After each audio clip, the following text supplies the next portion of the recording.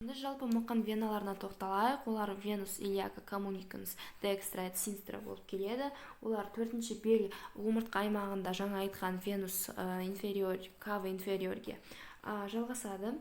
Және де негізінен біз екі түріне жатамыз мықын веналарының. Бірінші ішкі мықын веналары міне мұнда орналасқан, және де сыртқы мықын веналары. Венус илиака экстерна декстра және де венус илиака интерна декстра болып табылады. Енді ең бірінші ішінен бастайық, яғни ішкі веналар. Олар бізде ішкі мықын венасы қысқа, бірақ жұмандау болып келеді. Оған бірнеше өрімдер келеді. Бірінші өрім бұл осы плексус веносус асакралис, ол латеральды және де орталық сегіз көз веналары осыған келіп қояды.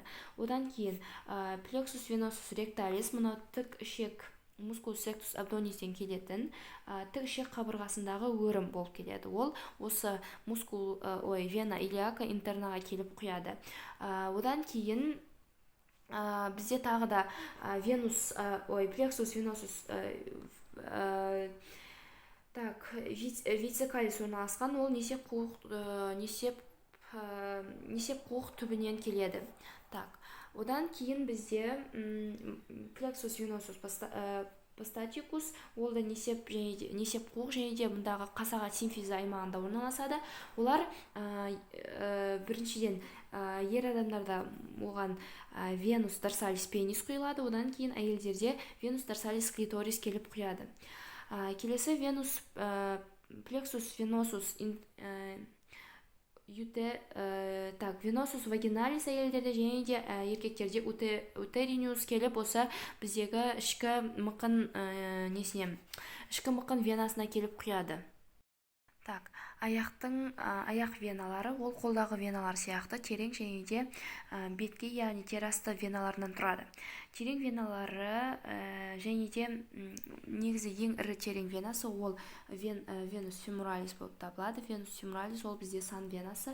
Ол негізінен өзінің аттас артериясы, яғни артерия феморалистен латеральды орналасады. Бірінші латеральды орналасады, одан кейін жүрекелі оның артына, одан кейін медиалды қарай орналасып кетеді.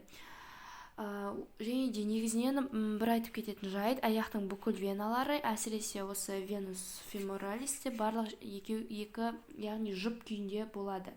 Аяқтың терасты веналары бізде ең ірі, бізде мұнда орналасқан, медиалды орналасқан венус кафе магна және де сирақтың дорсальды бөлігінде орналасқан венус сафена парва болып табылады. Негізінен венус сафена магна бізде аяқтың ұшынан рета веносум дорсалипедис, аркус веносум, яғни тордан және де доғадан басталады, және де бірнеше тармақтарды қосып алып жоғары қарай жүреді. Және де ең бірінші ол жоғары барып хиатус сафениске барады, яғни сол шандырда орнығып, одан кейін барып ол сан венасына құяды. Және де ол да бізде жұп екі сабаудан тұрады. Сан венасына басқа терасты салалар, яғни осы аттас артериялармен бірге басқа терасты салалар келеді. Оларға венус эпигастрика суперфициалис, венус циркумфлекса илиум суперфициалис және де венус пуданте экстерни кіреді.